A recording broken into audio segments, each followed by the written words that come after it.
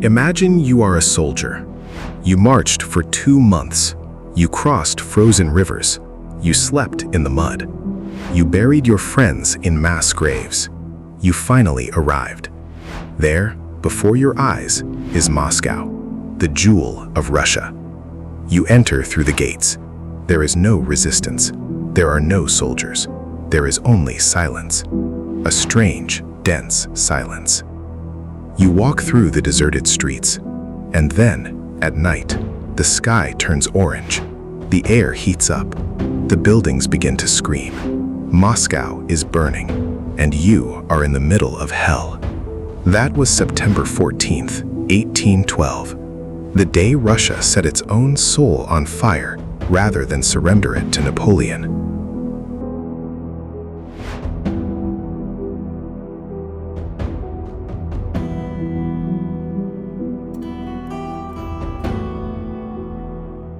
To understand what happened in Moscow, it is necessary to first understand Napoleon Bonaparte.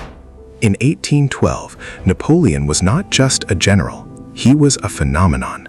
He had defeated Austria, Prussia, and Russia. He had placed his brothers on European thrones. His army, the Grande Armée, was the largest in the world. 500,000 men, 1,000 cannons, a nation on the march.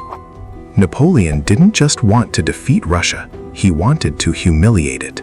He wanted Tsar Alexander I to beg forgiveness on his knees. He knew that Russia was too big to be occupied, but he also knew that if he captured Moscow, the symbolic heart of the empire, the Tsar would be forced to negotiate. The campaign began in June 1812. The Russians didn't fight, they retreated. They burned crops, they poisoned wells, they left nothing behind. It was the scorched earth tactic. Napoleon advanced, but each step eastward was a step into a logistical funnel. The horses starved, the men ate their own belts. In August, Napoleon finally met the Russian army at Borodino. It was the bloodiest day of his career. 70,000 dead in 12 hours. The Russians retreated again, but this time they left the path open to Moscow. Napoleon looked at the horizon. He saw the golden domes of the city gleaming in the sun. He thought victory was in his hands. He didn't know that Moscow was a trap.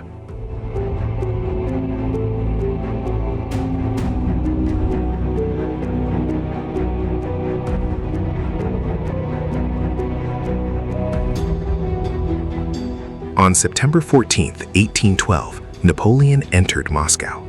He expected the keys to the city to be delivered on a silver platter. Instead, he found a ghost. Moscow was empty. 200,000 inhabitants had fled. The soldiers had abandoned their barracks. What remained was a city of wood and a silence that weighed more than any cannon. Napoleon settled in the Kremlin. He believed that the Tsar would send an emissary at any moment. No one came. The Tsar was in St. Petersburg, and his response was a silence that Napoleon had never experienced. The man who had terrorized Europe was being ignored.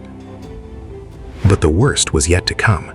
On the night of September 14th-15th, French soldiers began to see flames erupting.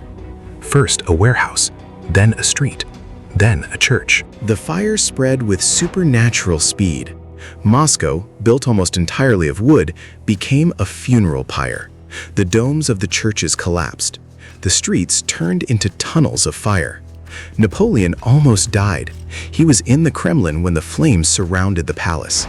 His aides had to drag him through an underground corridor while the ceiling collapsed behind him. When he looked back, he saw the symbol of Russian power being consumed by the fire that the Russians themselves had set. Who set Moscow on fire? Governor Rostopchin had prepared the city for destruction weeks before. He distributed torches to criminals released from prisons. He withdrew the firefighters from the city. In personal letters, he wrote, "We prefer to burn the city than to see it desecrated." Hundreds of men spread throughout Moscow with barrels of oil. The order was clear. Nothing could remain standing. The fire lasted 5 days. 75% of Moscow turned to ashes, more than 12,000 houses, more than 800 churches. The Kremlin survived, but the rest of the city was a wasteland of soot and charred bones. Napoleon walked through the streets in silence. He saw rows of charred bodies. For the first time in his life, the Emperor of the French seemed to be afraid.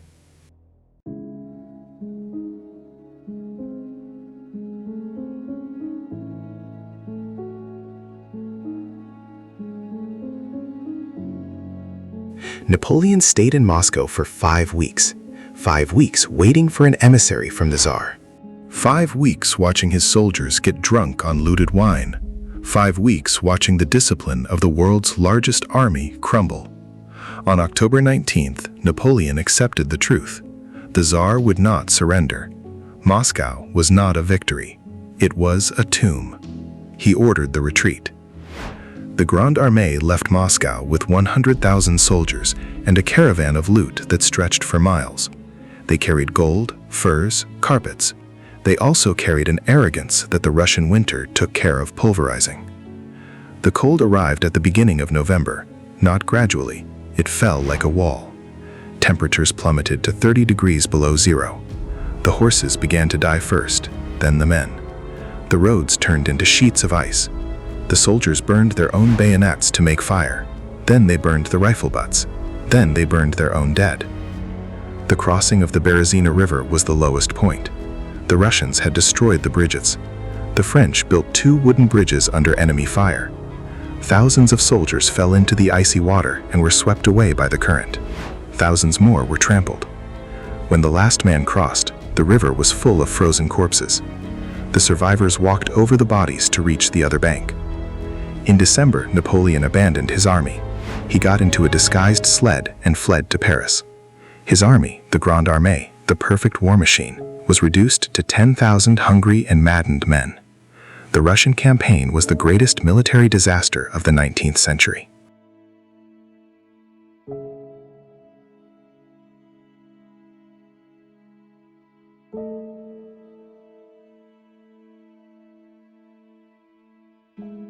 Russia won the war, but it was a victory that looked like defeat.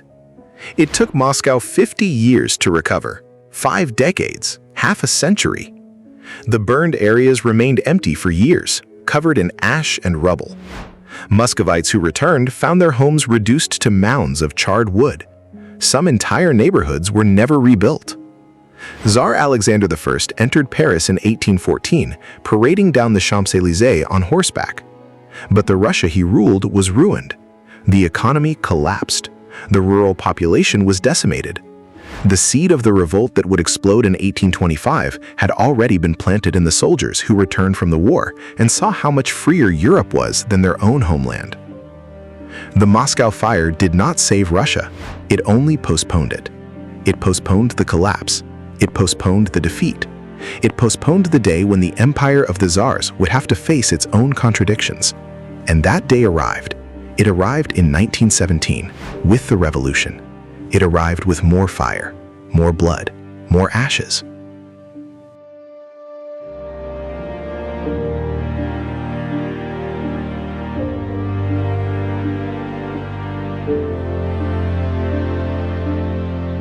The lesson of 1812 is harsh, but simple. Burning down your own house so the enemy cannot sleep in it may work for one night, but you will still have to rebuild everything in the morning.